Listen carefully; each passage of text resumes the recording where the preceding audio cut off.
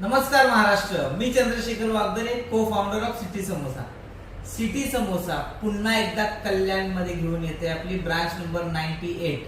हा मित्रांनो, 6 महिन्यापूर्वी कल्याण ईस्टला ज्या ओनरनी ब्रांच घेतली होती तेच ओनर आता कल्याण वेस्टला लाल चौकी येथे ब्रांच घेत आहेत. या ब्रांचचे ओनर आहेत वैशाली लावरे आणि आदिनाथ आवारी.